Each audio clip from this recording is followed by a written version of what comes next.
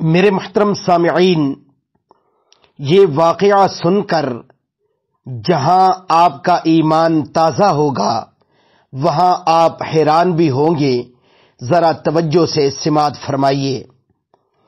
مشہور مورخ ابن جریر طبری رحمۃ اللہ تعالی علیہ فرماتے ہیں کہ میں 1 سال حج کے زمانے میں مکہ مکرمہ میں تھا تو میں نے خراسان سے آئے ہوئے ایک شخص کو یہ اعلان کرتے ہوئے سنا۔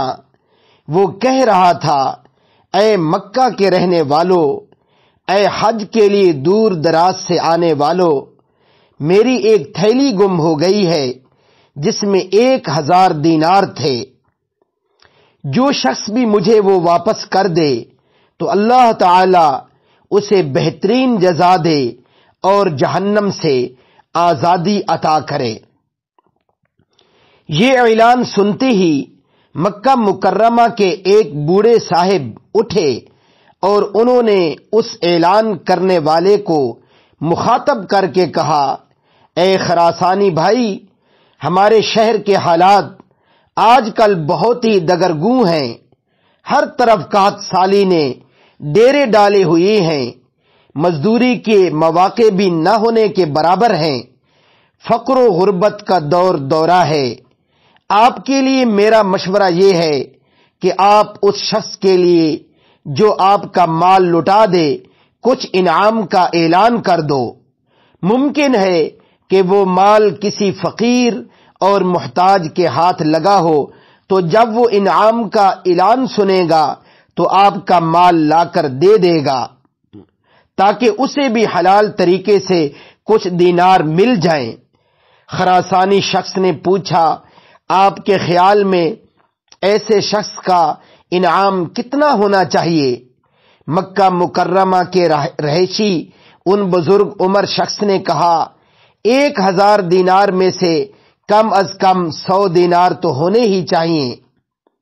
لیکن خراسانی شخص اس پر راضی نہیں ہوا اور اس نے کہا، میں اپنا معاملہ اللہ تعالی کے حوالے کرتا ہوں، آج مجھے مال نہ ملا تو کوئی بات نہیں، روز قیامت تو مل ہی جائے گا۔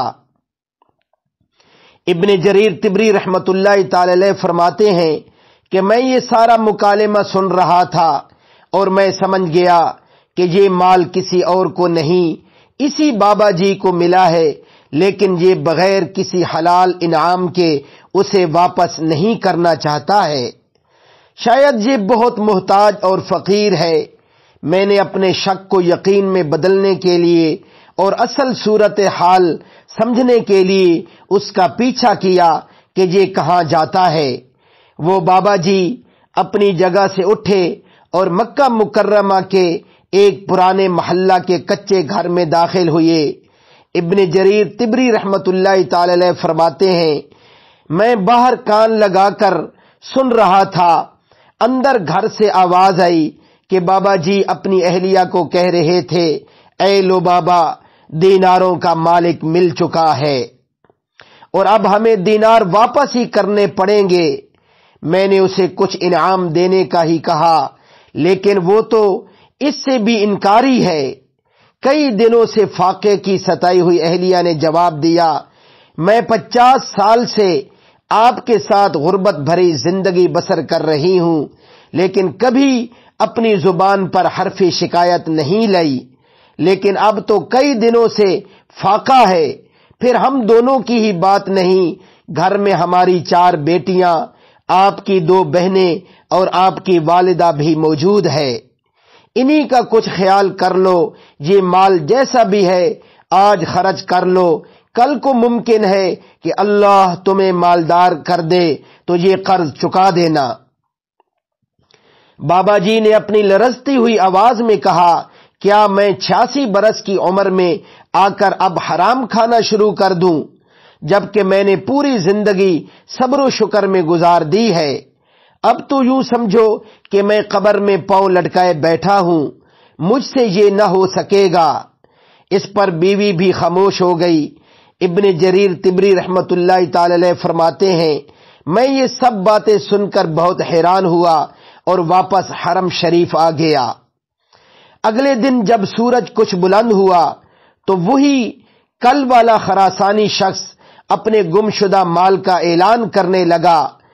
پھر وہی بابا جی کھڑے ہوئے اور انہوں نے کہا، اے خراسانی بھائی، میں نے کل بھی آپ کو ایک مفید مشورہ دیا تھا، اگر آپ 1000 دینار میں سے 100 دینار نہیں دے سکتے تو 10 دینار ہی دے دو، تاکہ اگر کسی غریب فقیر محتاج کو آپ کا مال ملا ہے تو اس کا بھی کچھ بھلا ہو جائے۔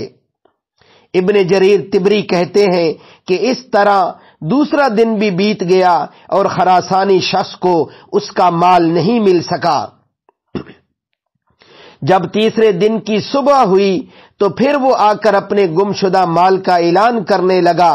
اب پھر وہی بابا جی کھڑے ہوئے اور انہوں نے کہا، خراسانی بھائی، میں نے پرسوں آپ کو 100 دینار انعام کا اعلان کرنے کا مشورہ دیا، لیکن آپ نہیں مانے۔ کل 10 دینار کا مشورہ دیا، اس پر بھی آپ نے انکار کر دیا۔ چلو 1 دینار انعام کا ہی اعلان کر دو۔ ممکن ہے کہ جس غریب کو مال ملا ہے اس کے گھر میں کئی دن سے فاقہ ہو تو وہ 1 دینار سے اپنے اہل و عیال کے لیے کچھ کھانے کا ہی انتظام کر لے۔ خراسانی شخص نے پھر بڑی ہی تنگ دلی کا مظاہرہ کرتے ہوئے کہا کہ میں 1 دینار بھی دینے کے لیے تیار نہیں ہوں، اپنا مال لوں گا تو پورا لوں گا، ورنہ روز قیامت ہی فیصلہ ہوگا۔ جب بابا جی نے یہ سنا تو ان کا پیمانہ صبر لبریز ہو گیا اور اس خراسانی شخص کا دامن اپنی طرف کھینچتی ہوئی کہا، میرے ساتھ آؤ کہ میں تمہارا مال واپس کر دوں۔ اللہ کی قسم، جب سے یہ مال مجھے ملا ہے میں ایک پل بھی سکون کی نیند نہیں سو سکا ہوں۔ ابن جریر طبری کہتے ہیں کہ میں بھی چپکے سے ان کے پیچھے پیچھے چل دیا۔ بابا جی اپنے گھر میں داخل ہوئے، دینار لیے اور باہر نکل کر وہ سارے دینار اس خراسانی شخص کو دیتی ہوئی کہا، اللہ تعالی مجھے معاف کر دے اور اپنے فضل سے ہمیں رزق عطا فرمائے۔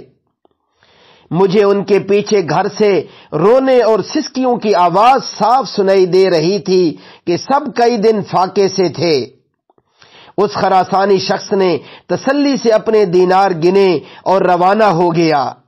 ابھی وہ تھوڑا ہی آگے گیا تھا کہ اچانک مڑا اور ان بابا جی کی کنیت سے انہیں مخاطب کر کے کہنے لگا، اے ابو غیاث، میرے والد کا انتقال ہوا تو انہوں نے اپنی میراث میں 3000 دینار چھوڑے تھے اور وصیت کی تھی کہ شرعی طریقے پر اس کا تیسرا حصہ یعنی 1000 دینار فقراء و مساکین پر صدقہ کر دیجیے گا، اور میں مکہ مکرمہ سے یہ مال اسی نیت سے لایا تھا کہ کسی فقیر اور محتاج کو دے کر اپنے لیے اور اپنے مرحوم والد کے لیے دعا کرواؤں گا۔ مجھے سفر میں آپ سے زیادہ سفید پوش کوئی نظر نہیں آیا، اس لیے یہ مال رکھ لو اور اپنی ضروریات میں خرچ کرو۔ یہ سن کر ابو غیاث کی آنکھوں سے تشکر بھرے آنسو روا ہو گئے اور انہوں نے خراسانی شخص اور اس کے والد مرحوم کو خوب دعائیں دیں۔ پھر جب وہ خراسانی شخص وہاں سے جانے لگا، میں بھی واپس ہونے کے لیے مڑا تو پیچھے انہی بابا جی ابو غیاث کی آواز سنائی دی، بیٹا رک جاؤ، میں پہلے دن سے دیکھ رہا ہوں کہ تم میرا پیچھا کر رہے ہو اور پورے معاملے سے باخبر ہو۔ میں نے اپنے شیخ احمد بن یونس جربوئی رحمت اللہ تعالی علیہ سے اور انہوں نے امام مالک رحمت اللہ تعالی علیہ سے اور امام مالک رحمت اللہ تعالی علیہ نے حضرت نافع رحمت اللہ تعالی علیہ سے سنا کہ حضرت عبداللہ بن عمر رضی اللہ عنہما بتاتے تھے کہ جناب نبی کریم صلی اللہ علیہ وآلہ وسلم نے حضرت عمر رضی اللہ تعالی عنہ اور حضرت علی رضی اللہ تعالی عنہ کو فرمایا تھا کہ جب اللہ تعالی تمہیں کوئی ہدیہ بغیر مانگے اور بغیر نفس کے انتظار کے دے دے تو اسے قبول کر لینا اور رد نہ کرنا۔ پھر انہوں نے گھر کے 9 افراد کے لیے 100 دینار الگ کیے اور پورا 10واں حصہ یعنی 100 دینار مجھے عنایت کیے اور مجھے ساتھ ہی کہا کہ یہ حلال مال ہے، اسے احتیاط سے خرچ کرنا۔ ابن جریر طبری رحمت اللہ تعالی علیہ فرماتے ہیں میں وہی 100 دینار 2 سال تک خرچ کرتا رہا اور خوب علم حاصل کیا۔